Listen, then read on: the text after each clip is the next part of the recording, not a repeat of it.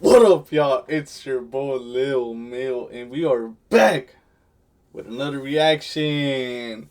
Today we got This MVP Race Makes No Sense by Jimmy High Roller. Now, I'm a little late to the video. It came out 6 days ago, but better late than never. So, we gonna see what he's talking about the NBA MVP race. I think the only ones that really have a chance is SGA, Jokic, Wemby, and Luka. And from the thumbnail of the video, I think he's gonna be talking about those four. But unfortunately, Luka did get injured, so he's not gonna be playing for the remainder of the season. Will that affect, the votes? Does he even have enough games? Because as y'all remember, the NBA made a rule that you got to play at least 65 games to participate in individual awards. So I don't even know if Luka got 65 games to even be nominated for these awards. But I hope he does, man. I hope he does. But hey, we gonna see what Jimmy High Roller is talking about. So hey, let's not waste no more time. Let's get into it. Come on. Oh. Hold on. Golly. There we go. Sorry about that, y'all. We gotta do this. Alright, cool. Alright, let's see what he's talking about. I've got a question. What's your question? Averaging a near 30-point triple-double worthy of an MVP? What about a player having one of the greatest... didn't Russell Westbrook won the MVP with a trip? I think he had a triple-double. He averaged a triple-double that season. And Jokic, I think multiple times, well, twice, he almost averaged a triple-double, I believe. I forgot, to be honest. Offensive seasons of all time. Or how about a player averaging 34 points who put up 40 a game for an entire month? Dang. Is he worthy of the award? Or what about a player who is having the most efficient 30-piece in the history of the NBA on his way to 65 wins? Now, the answer is pretty simple. All of these seasons are worthy of an MVP. Yep, facts. But what if all of these seasons are happening at the same time? 4 players, 4 legitimate cases being made, and only one award. Who should be the NBA's most valuable player this season? Well, that depends on who you ask and what they value. Hold on, y'all. My camera's not focused. Hold on. Let me get this fixed. Alright, I think we're good now.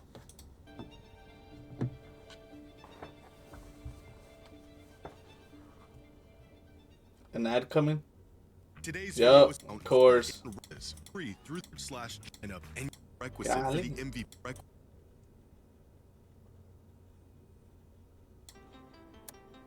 The numbers. Alright, let's see. Winning the MVP usually means putting up numbers that jump off the stat sheet. It's Okay. not the only thing that matters, but big eye-popping box scores have almost become a prerequisite for the MVP award. And right now there's 2 players who don't just stand out this season, they stand out amongst every season. If we just look at raw box score numbers, Okay, box score. Shea 31, 4 and 6. Victor 24, 11 and 3. Oh my God! Jokic averaging the triple-double? Oh, damn.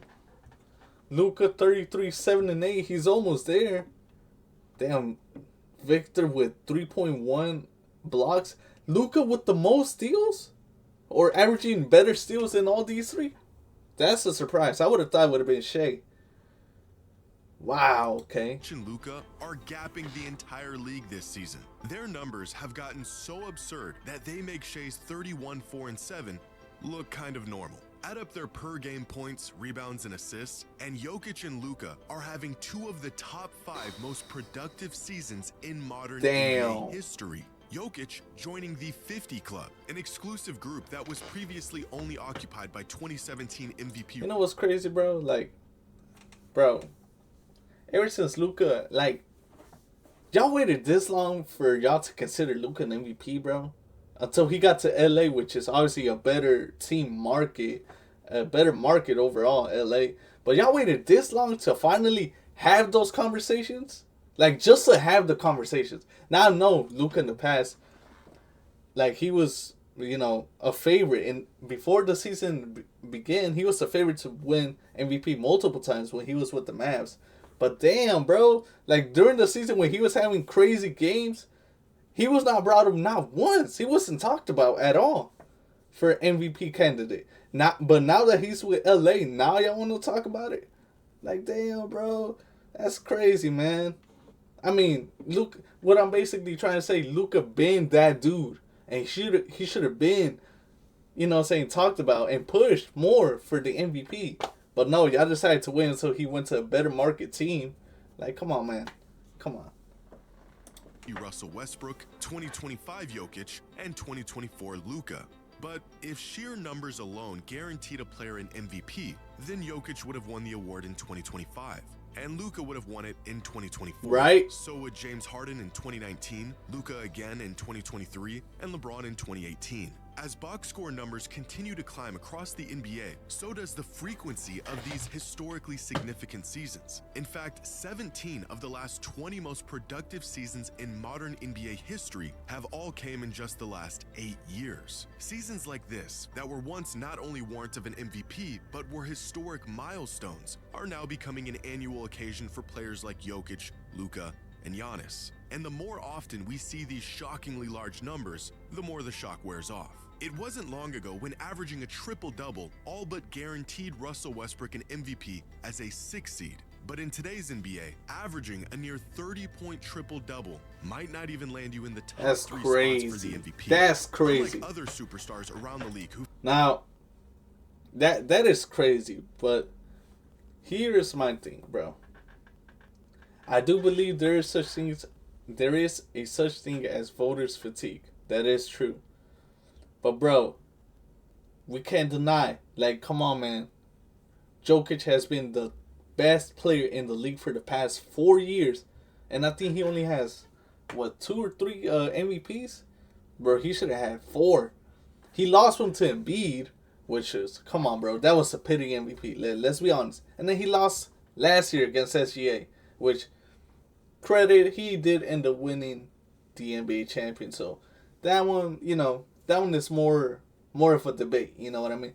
But not the one he lost to Embiid, bro, get out of here, bro. They took that away from him. Who fill the stat sheet with historic volume. Shai Gilgeous-Alexander has maintained his spot as the MVP favorite with a season of record-breaking efficiency and consistency, all while spearheading the best team in the league. According to ESPN's net points stat, Shai has only had 5 bad games all season. Damn. In fact, there has only been one season in the history of the league where a guard was more efficient than Shai at scoring the ball while averaging at least 30 a game. And it was by the greatest shooter of all time, having the greatest season of his career. But to say Shai has simply been efficient this season would be an understatement. So far this season, Shai is scoring 1.6 points every time he shoots the ball.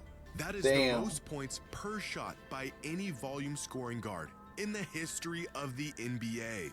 2026 Shai Gilgeous-Alexander isn't having one of the most efficient seasons by a guard. He is having the most efficient season of all time. Wow. Now, when stacked up against these 3, Victor Wembanyama's numbers pale in comparison. A lot of his value coming on the defensive side of the ball. And I don't think you'll find any never minds on the stat sheet. But Victor has been on a minutes restriction all year. And that's why I believe Victor will not win the MVP because of his minute restrictions. Like, his numbers compared to the rest, it's not really, like, it don't match up. Besides the blocks, of course, he leads in blocking, you know what I'm saying? But the fact that he don't even play 30 minutes a game, which don't get me wrong. In 30 minutes he's doing this? Like, that's impressive. Don't get me wrong. And obviously, the Spurs are where they at because of Victor. I understand that. But I feel like because they're not giving him the proper minutes, which I believe he could have better stats, I don't think he's going to be MVP.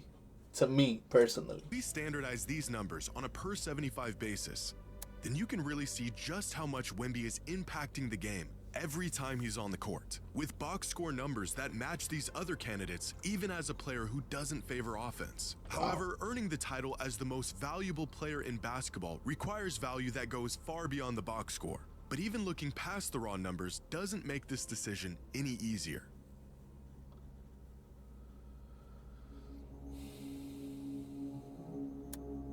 Impact, okay. Who is the most valuable player this season? That depends on what you value. In terms of estimated plus minus, it is Shai, who not only has a lead on the rest of the league, he has the third highest single season EPM of any player this century, only trailing 2019 MVP James Harden and 2016 MVP Steph Curry. If we look at crafted plus minus, it's Nikola Jokic who reigns as the best player in the league this season, followed by Wemby and Shai. And if we look at daily plus minus, it is Jokic once again who tops the league with a sizable lead on everyone else. If these all-in-one advanced metrics told us everything, Nikola Jokic would be walking away this season with his 4th MVP. Right. Fortunately for the rest of the field, the value a player provides for his team cannot be boiled down to one simple number. According to preseason odds, here are the projected number of wins each team was expected to finish with this season. Now, these projections can be off for a number of reasons. Teams dealing with injuries, unexpected leaps from young players, and of course the individual impact of an MVP level player. Coming into the season, the Denver Nuggets were projected to win 54 games. Right now, they are on pace for about 52. Damn. The Thunder were projected to finish with about That's not 63 gonna wins, happen. a total they're on pace to surpass by 2 What? wins. The Lakers Really? were projected to win 47 games, and they're currently on pace for 53. But I it is believe the that. Spurs who have completely blown away expectations this season. Preseason They're odds up there. had them winning 45 games this year. They're currently on pace for 62 Yeah, wins, bro. exceeding projections by 17 wins. If you're looking for who provides the most value, it might be the guy who's transformed the Spurs from playoff hopefuls into title contenders. But looking at the MVP from this angle assigns individual value to team success. And as we all know, despite the MVP being an individual award, more often than not, the perception of a player's value is heavily influenced by the success of their team. After all, if you are truly the most valuable player in basketball, you should be elevating your team to title contention. You know, that's kind of hard, man. That's kind of hard to define who's the most impactful player, because if these 4 players were not in their current team, who would take the biggest dip? And to me, man, that's because it's between the Lakers or the Nuggets. They would take the biggest dip, and damn, I think it would be the Lakers, man. I think the Lakers would take the biggest dip. I don't even think they would get to 40 wins if they didn't have Luka this season. I don't think they would have gotten 40 wins, man. I think OKC, don't get me wrong, Shai, obviously the best player, and he is impactful, and he does bring value to the team. But I think OKC would be better. They would be like, they would still be top 5 in the West, because they got a good coach, they got some good players, they play some good defense, they shoot the 3 well. I think, honestly, without Shai, I don't think OKC would do that bad. You know what I mean? But that's kind of hard. I think the Lakers will suffer the most without Luka. Rather than looking at team success, let's look at the individual impact these players have on their team. Dunks and Threes has a metric called estimated wins that takes the quality of play from any given player plus the minutes they've played throughout the season to get the estimated number of wins they've contributed to their team's total. Our 4 MVP candidates being the top 4 players in the league this season in estimated wins with 13.8, 14.6, 16, and 18. Nikola Jokic is solely responsible for a third of the Nuggets' wins. But it is Shai Gilgeous-Alexander who has contributed the most wins to his team this season. Yeah. But arguably the most accurate way to assess a player's value is to measure how well their team performs when they're on the court versus when they're off the court. How much does a player's presence directly... All right, let's see if I'm right. Let's see the percentage. I said Luka, but I also said Jokic, but I ended up leaning towards Luka. Let's see. Impact their team. Here are the top 30 players in the league this season and their team's net rating when they're off the court. From the Celtics, who are firing on all cylinders even without Jaylen Brown on the court this season, to the Jazz, who are on the verge of relegation without Lauri Markkanen on the court. And now here is the effect these stars have on their team when they're on the court. With the 4 most impactful players in the league this season being Kawhi, Jokic, Giannis, and Wemby with the highest net on-off in the entire league of plus 17. This means the Spurs are 17 points better per 100 possessions with Wemby on the court. But this stat also reveals another key factor in the MVP race. We often judge a player's impact on how well their team is playing. This has been a point of contention with the MVP award for years. MVPs go to players on good teams with top seeds, and rightfully so. But what if a player has MVP level value, but they're on a bad team? With Bam Adebayo on the court, the Heat have a plus 7.8 net rating, one of the highest in the entire NBA. On-court impact, that is the difference between the Heat being one of the worst teams in the league and merely the 10th seed. Same goes for Giannis and Kawhi. MVP caliber seasons stifled by injuries and teams that are absolutely lost without them. Purely looking at a team's results, like wins or seeding, ignores how great some of these players have to play just to keep their team competitive. With that being said, the MVP award has always valued turning good teams into great teams over turning bad teams into average teams. And with that being the case, here are our 4 MVP frontrunners and the impact they are having on their teams. If you're looking for a player who impacts the game more than anyone else while pushing their team into great territory, then that player is clearly Victor Wembanyama, who is head and shoulders above the rest of the league in terms of the impact his presence has on his team. Now, it's important to note that the on-off metric has on his team. So when they're off, this is them in the shade. So Luka's here. Damn, Jokic. Okay, so the Nuggets would do worse without Jokic, basically. And with Jokic, the net rating is up 12.9. Without Jokic, this shit is in the negatives, like -2 or something like that. Damn, so they need Jokic, basically. Okay. I guess I said it was either Luka or Jokic, but it ended up being Jokic. It's important to note that the on-off metric doesn't measure how well an individual player is playing, but rather how well a team is playing while that individual is on the court. So what if we look at this the other way around? What if we directly measure a player's individual impact and how that affects their team's success? This is ESPN Analytics net point stat, and it divides credit and blame to each player on the court for every play of the game to measure the impact of each individual player. The higher the total net points, the more that player has contributed to their team's wins throughout the course of a season. In fact, the metric is so indicative of a player's value that ESPN literally calls it their MVP stat. For example, last year's 2 MVP finalists, Shai Gilgeous-Alexander and Nikola Jokic, finished the 2025 season within 9 net points of each other. The next closest player was Tyrese Halliburton, with about half as many. Oh my if you want to know gosh. why last year's MVP race was so historic and so close, well, you're looking at it. But this year, the results of an entire season of basketball have turned out much different. There's no race in this MVP stat. There's no back and forth at the top of the leaderboard. There's no battle for the number 1 spot. It's just one guy. Oh my gosh. Of everyone else. Who is truly the most valuable player in the NBA? Well, that all depends on who you're asking and what they value. Damn, okay.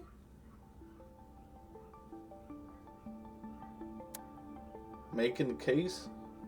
With just a couple weeks left in the season, the MVP race has become so close that there is no clear consensus on who the actual most valuable player in the league is. One source will say it's Luka, another will say it's Wemby, and another will tell you it's Shai. According to Basketball Reference's MVP tracker, it is Nikola Jokic who has a firm grasp on the top spot with a 60% chance of winning the MVP. Ask the fans who they think should be the MVP, and you'll get a completely different answer. A couple weeks ago, NBA Central on Twitter asked fans who is the NBA's most valuable player. The options being Shai, Luka, Wemby. Hey, Jaylen Brown is a candidate also for MVP. He'll probably be 5th or 4th, to be honest. Or Jaylen Brown. Within days, nearly 76,000 fans casted their votes, and running away with over 62% of all the votes as the clear winner was Luka Doncic. Wow. The result of a late season surge by Luka, averaging but Jokic is not on here. Honestly. 40 points a game for an entire month, and efforts that slingshotted him up to 2nd place on the MVP ladder. Unfortunately, it's not the fans who get to vote for this award, it's the media. And for them, there has been one... Which, that honestly sucks, to be honest. But at the same time, I get it. Fans, they're biased, so I get it. Clear-cut leader throughout the entire season. Recently, the NBA did its annual MVP straw poll, a survey asking a panel of 100 media members who they think this season's MVP is. The results? Finishing in 5th was Luka Doncic, who received 0 first-place votes. In 4th was Victor Wembanyama. In 3rd was Cade Cunningham. In 2nd was Nikola Jokic. And with a resounding... Yeah, but Cade is not... Like, he missed too many games already. He's not eligible for awards. And I don't think Luka is also. I don't know. 78 of the 100 first-place votes was Shai Gilgeous-Alexander. Wow. Now, this poll was conducted back on February 20th, 2 full months before the end of the February. season. And a lot can and has changed over that time. But in 2025, the same media straw poll was conducted around the same time. And they accurately picked the MVP last season. They also accurately picked the MVP in 2024, and in 2023, and in 2022, and in every single season since the introduction of this mid-season MVP poll in 2016. Over the course of the entire season, 9 different players have slid in and out of the MVP leaderboard, from Luka and Cade to Brunson and Jaylen Brown. But the first half of the season was all Nikola Jokic, dominating the #1 spot for 10 consecutive weeks. It wasn't until an injury sidelined him for a month when Shai Gilgeous-Alexander snagged the top spot and held on to it in what some people described as a runaway victory.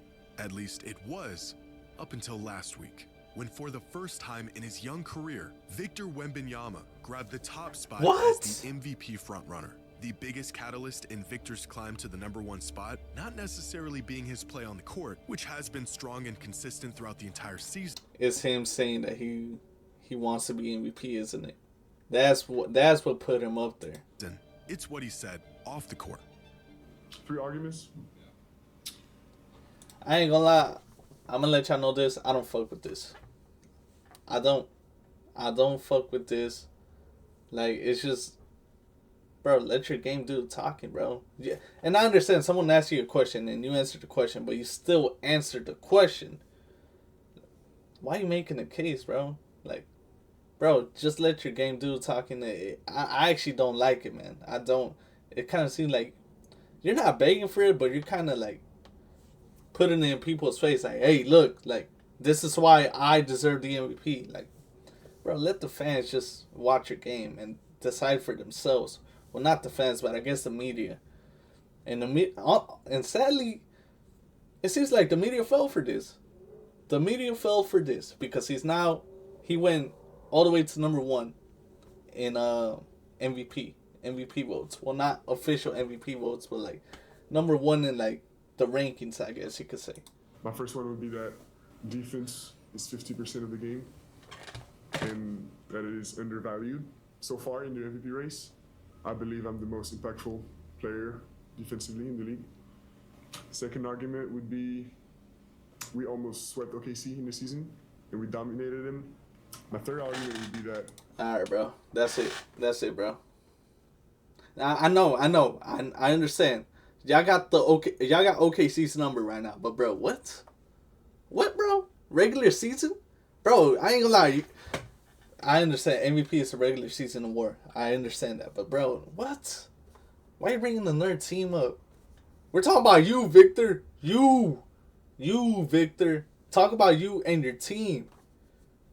If you gonna make a case. Offense impact is not just points.